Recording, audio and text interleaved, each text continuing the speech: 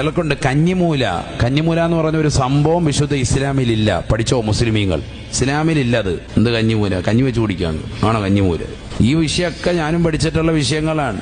ചിലർ മനസ്സിലാക്കി ഇതൊക്കെ ഇത് കൊണ്ടുവന്ന് നമ്മൾ ഓരോരുത്തരും കൊണ്ടുവന്നിട്ട് അവിടെ കഞ്ഞിമൂല, ഇവിടെ കഞ്ഞിമൂലയുണ്ട്, ആ പ്രശ്നമുണ്ട്, ഇവിടെ ഇന്നത് പറ്റൂല, ബാത്റൂം പറ്റൂല.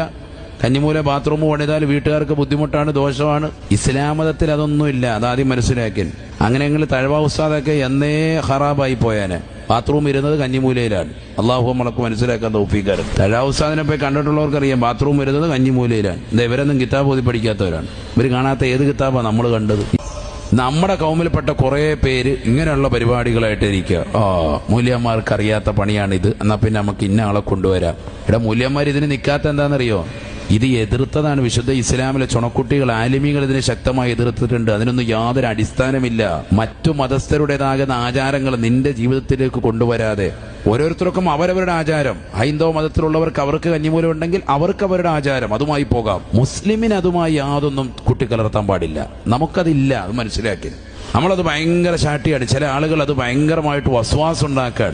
ഇസ്ലാമിൽ യാതൊരു അടിസ്ഥാനവുമില്ല, തീർത്തു പറയാൻ. ഉണ്ടെങ്കിൽ കൊണ്ടുവരട്ടെ. ഞാൻ പറഞ്ഞത് അങ്ങനെ കുറെ വ്യാജമാകുന്ന പരിപാടികൾ നമ്മുടെ സമൂഹത്തിൽ കൊണ്ടുവരുന്നുണ്ട്. ഇതിനൊക്കെ അറിയാൻ പറ്റുന്ന ആളാണ്. ഇന്ന ഗുരുക്കൾ ഭയങ്കര